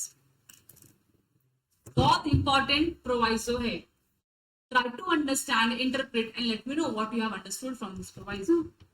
ठीक है, तो श्रावणी ने जो बोला सही बोला है, श्रावणी ने खाली थोड़ा लो ऑफ कॉन्फिडेंस पे थी वो कि पता नहीं सही है कि नहीं, लेकिन यहाँ पे क्या बोला है, अगर कोई प्राइवेट लिमिटेड कंपनी है, कोई प्राइवेट कंपनी है, ये सब्सिडियरी कंपनी है किसी पब्लिक कंपनी की, पब्लिक कंपनी की सब्सिडियरी। तो एग्जांपल के तौर पे मैं आपको समझाने का ट्राई करती हूँ क्या है इसमें। तो Reliance industries limited, is it a private limited company? Reliance Industries Limited, is it a private limited company?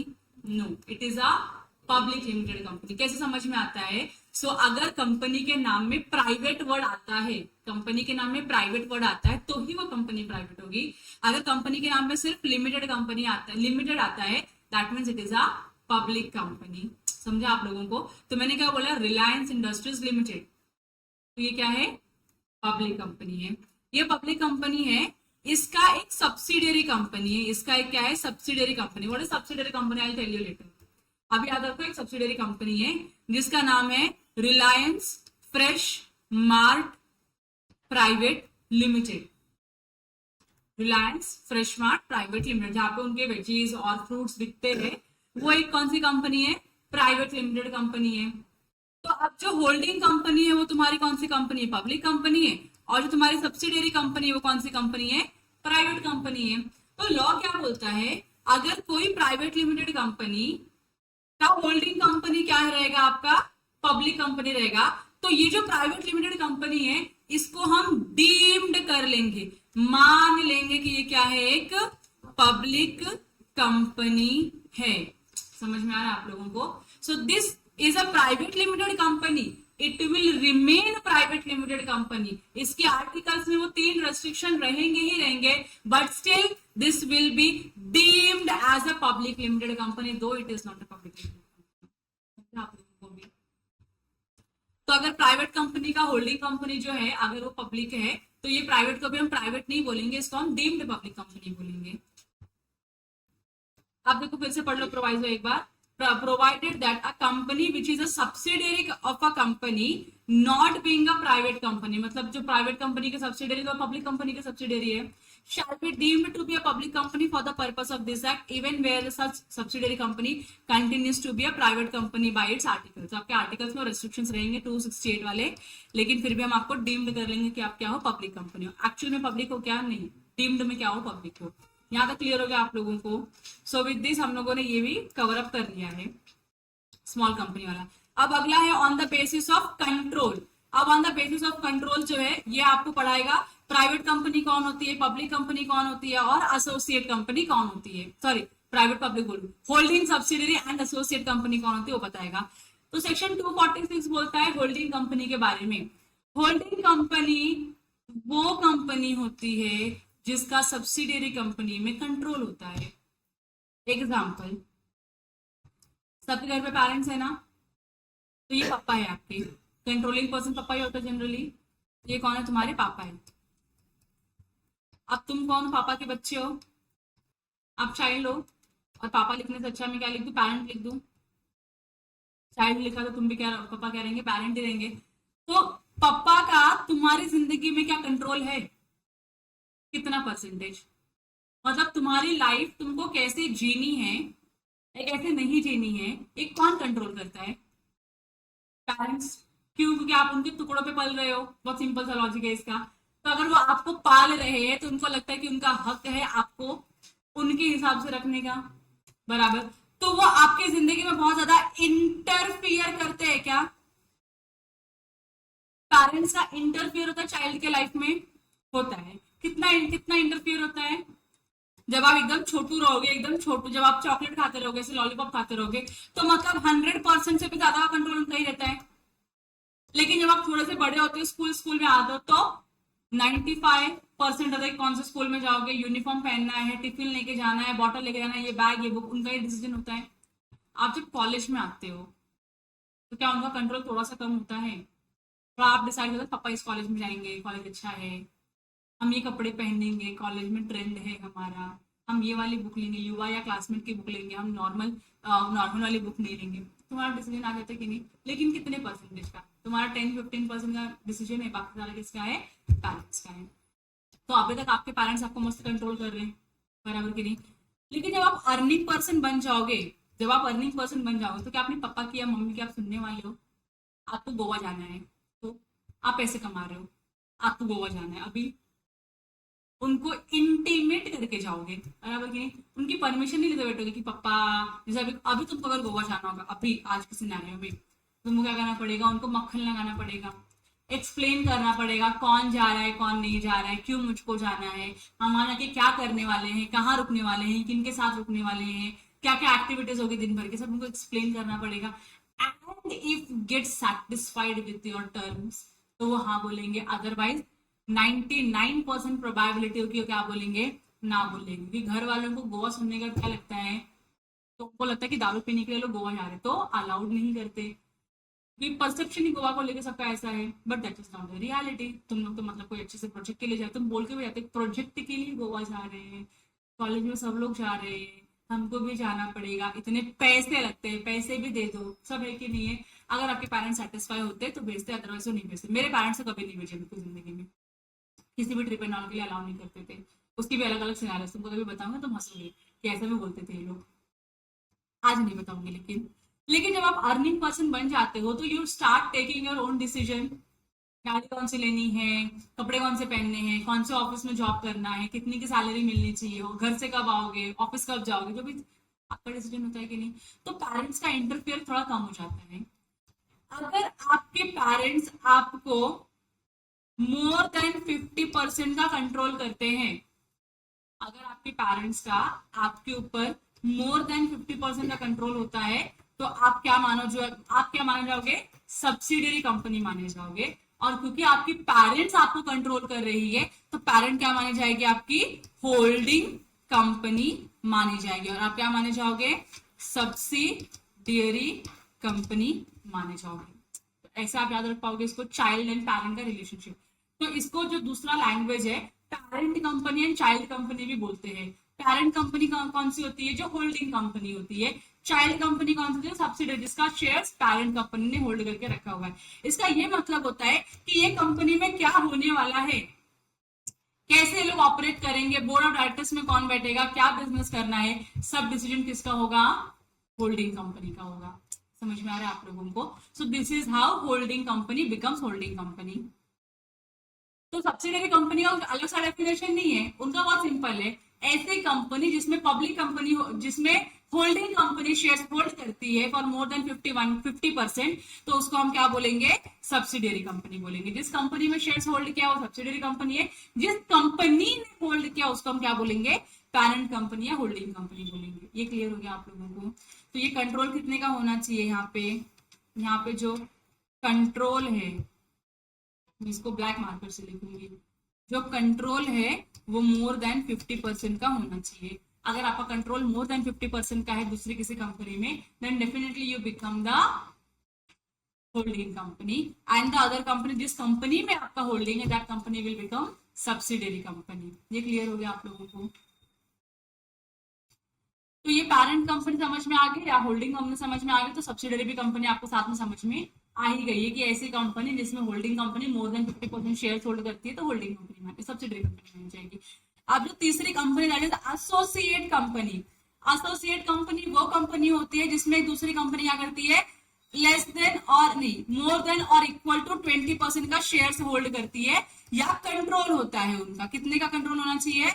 20% या उससे ज्यादा का कंट्रोल अगर एक कंपनी का दूसरी कंपनी में है तो वो कंपनी क्या मानी जाएगी? एसोसिएट कंपनी मानी जाएगी।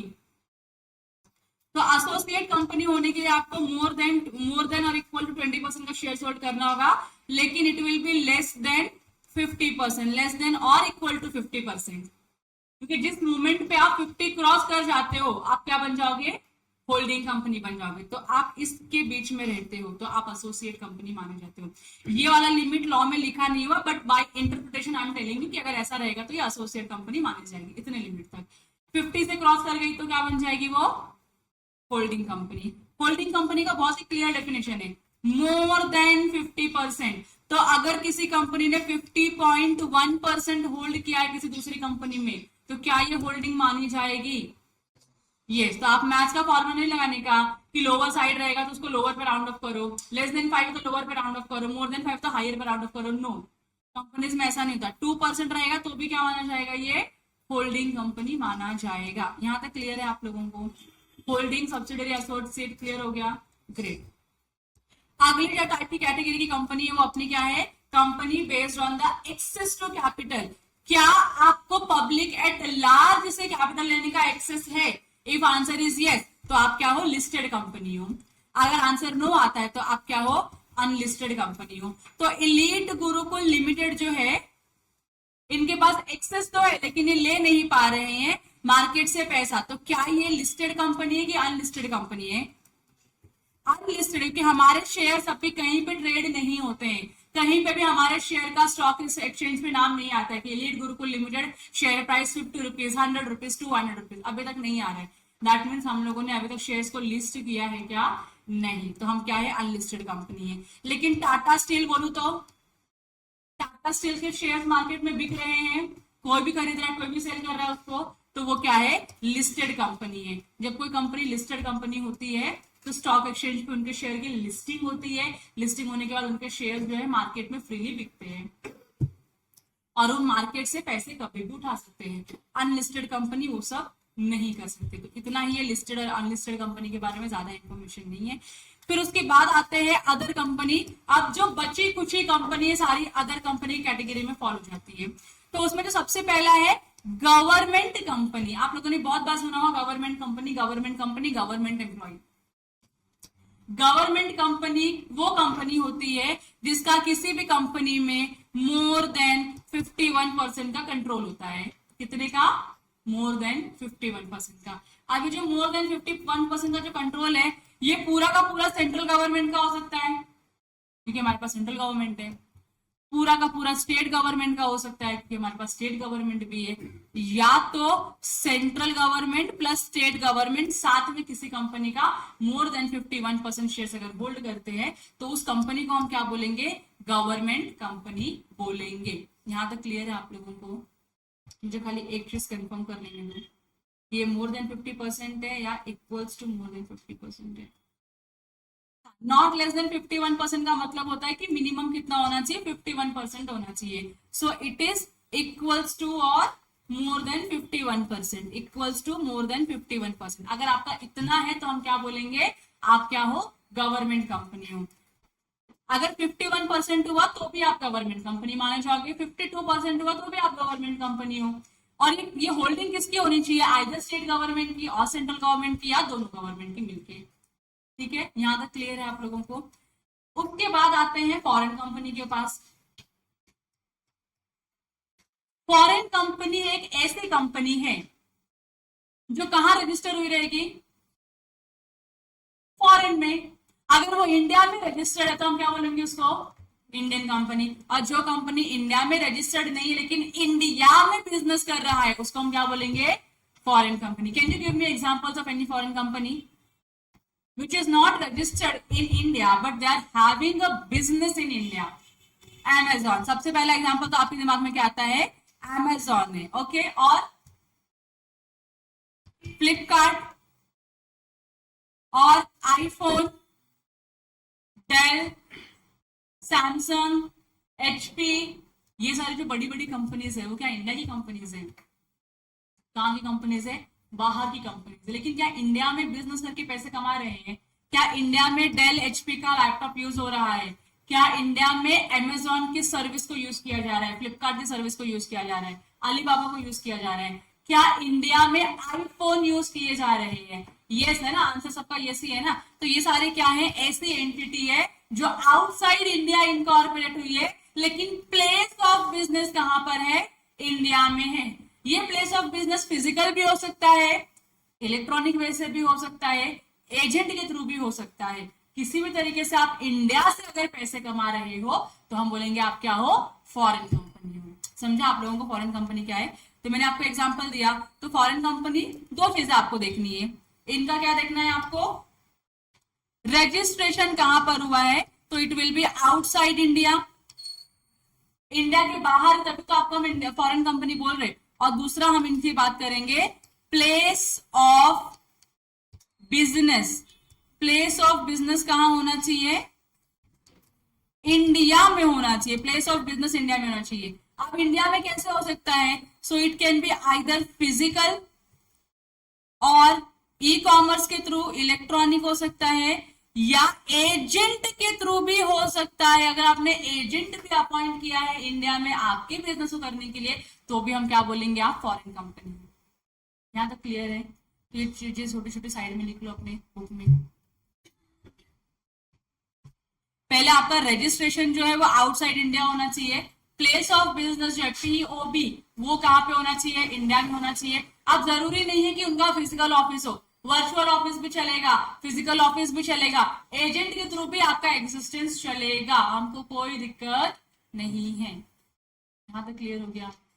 M I clear till now to everyone? सबका लिख के हो गया? अब इसके बाद आते हैं सेक्शन 8 कंपनी के बारे में। क्या आप लोगों ने इसके पहले जिंदगी में कभी भी सेक्शन 8 कंपनी का नाम पढ़ा है, सुना है? कहाँ सुना है श्रावणी? अकाउंट्स में, अकाउंट्स में सुना है?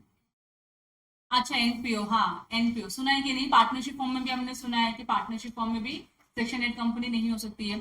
तो सेक्शन 8 कंपनी होती क्या है, ऐसी कंपनी है जो चैरिटेबल ऑब्जेक्टिव के लिए बनी है। उनका ऑब्जेक्ट क्या है, चैरिटी करना, प्लस प्रॉफिट नहीं कमाना भी तो इनका ऑब्जेक्टिव है। हम प्रॉफिट नहीं कमाएंगे, हमारा प्राइमरी ऑब्जेक्टिव प्रॉफिट कमाना नहीं है लेकिन सोसाइटी को सर्विस प्रोवाइड करना है, तो इसको हम सेक्शन 8 कंपनी बोलते हैं, चैरिटेबल ऑब्जेक्ट के लिए बनी होती है। सेक्शन 8 कंपनी को लाइसेंस लेना होता है सेंट्रल गवर्नमेंट से, लाइसेंस लेने के बाद ही आप अपने बिजनेस को चालू कर सकते हो, अदरवाइज आप चालू नहीं कर सकते हो बिजनेस को। तो आपको इतना बेसिक से खाली समझना है, उसमें आगे आप मॉडल में देखोगे तो बहुत सारी चीजें लिखी विच is not relevant for your exam point of view, तो आप उसको इग्नोर कर सकते हो। खाली एक बार रीड कर लेना, इग्नोर मतलब पूरा रीड नहीं करना ऐसा भी नहीं है, आपको रीड करना है और याद नहीं करना है, खाली इतना ध्यान रखो। फिर उसके बाद एक कंपनी आती है जिसको हम बोलते हैं डोरमेंट कंपनी, सेक्शन 455 में लिखी हुई है, 455 में डोरमेंट कंपनी लिखी है। डोरमेंट का मीनिंग क्या होता है, inactive, sleeping partner. Dormant partner था आपके पास, ऐसा पार्टनर जो एक्टिव नहीं है, जो स्लीपिंग पार्टनर है। तो डोरमेंट कंपनी भी वो कंपनी होती है जो इनएक्टिव कंपनी है। क्या है, इनएक्टिव कंपनी है। इसका ये मतलब है ये बिजनेस अभी कर रहे हैं क्या, नहीं। प्रॉफिट कमा रहे हैं क्या, नहीं। एक खाली कंपनी नाम के लिए बन के रखे हुए है लेकिन एक्चुअल में कोई भी बिजनेस नहीं हो रहा है, कोई सेल्स नहीं हो रहा है, कोई बहुत ही रेलेवेंट एक्सपेंडिचर भी ये लोग कर नहीं रहे हैं। तो ऐसी कंपनी जो है ना वो फ्यूचर ऑब्जेक्ट के लिए बनती है। किसके लिए बनती है? फ्यूचर ऑब्जेक्ट के लिए, कि नहीं भाई आज हमारे पास बिजनेस नहीं करने के लिए, 5 साल के बाद we will get an opportunity or project on which we will work. तो हमको 5 साल का एग्जिस्टेंस होना जरूरी है। इसके लिए हमने फ्यूचर के ऑब्जेक्ट के पर्सपेक्टिव से आज प्रेजेंट में कंपनी बनाई है। प्रेजेंट में कंपनी कोई काम नहीं कर रही, कोई फाइनेंशियल ट्रांजैक्शंस नहीं कंडक्ट कर रही है। इसके लिए इस कंपनी को हम क्या बोलते हैं? डॉर्मेंट कंपनी बोलते हैं। समझा आप लोगों को? तो एक्टिवली आप बिजनेस नहीं करो, सेल्स जनरेट नहीं करो, प्लांट एंड मशीनरी परचेस नहीं करो, कुछ नहीं करो, खाली कंपनी चालू किया है, बैंक अकाउंट ओपन किया, बैंक चार्जेस क्या करो, खाली पे कर रहे हो और कुछ आप नहीं कर रहे हो, तो इसको हम बोलेंगे डॉर्मेंट कंपनी। यहाँ तक क्लियर हो गया? तो आप अगर कोई कंपनी जो होती है पहले नॉर्मल कंपनी बनती है, फिर वो आरओसी को अप्लाई करती है कि मुझको क्या दे दो, स्टेटस दे दो डॉर्मेंट कंपनी का, जिससे उनको खाली एकदम जो मिनिमम बेड मिनिमम कंप्लायंस करने होते हैं खाली उतना ही करना पड़ेगा, उसके अलावा और कुछ करने की जरूरत नहीं है। तो जब आप इनएक्टिव से एक्टिव कंपनी बन जाओगे तो आप सारी चीजें आपके लिए नॉर्मली एप्लीकेबल हो जाएंगी। यहाँ तक क्लियर है? और उसके बाद आता है सेक्शन 406 में निधि कंपनी। निधि कंपनी गांव वालों के लिए बैंक होती है। निधि कंपनी क्या होती है? गांव वालों के लिए बैंक होती है। मतलब निधि कंपनी को बनाने का पर्पस यही है कि छोटे छोटे जो फार्मर्स होते हैं, जो लोग होते हैं, उनको ना बड़ी बड़ी बैंक्स बिजनेस या लोन नहीं देती है, क्योंकि उनके पास गिरवी रखने के लिए कुछ होता नहीं है या उनकी कैपेसिटी नहीं होती लोन को रीपे करने की। तो इसके लिए बड़े बड़े बैंक्स या नेशनल बैंक्स है इनको लोन नहीं देती है। इसके लिए इनके लिए क्या आती है? निधि कंपनी आती है। तो निधि कंपनी का जो मेन ऑब्जेक्ट है वो क्या है? Cultivating the habit of saving among the member.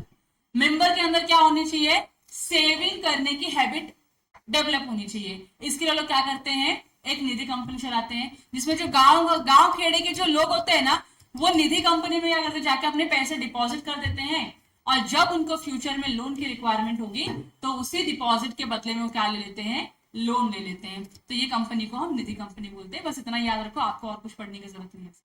और लास्ट में है सेक्शन 272 में public financial institution. Public financial institution का मतलब ये ऐसे इंस्टीट्यूशन जो पब्लिक को फाइनेंस प्रोवाइड करेगी, जैसे मुथूट फाइनेंस है,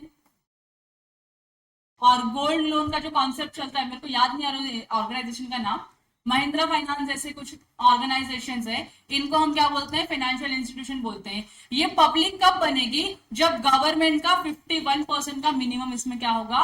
होल्डिंग होगा। समझ रहे आप लोगों को? तो पब्लिक फाइनेंशियल इंस्टीट्यूशन वो इंस्टीट्यूशन है जो पब्लिक को फाइनेंस प्रोवाइड करती है अलग अलग वेज से, और जिसमें गवर्नमेंट जो है, गवर्नमेंट का 51% का स्टेक होगा। सो 51% shares of the government company. तो इसको हम क्या बोलेंगे?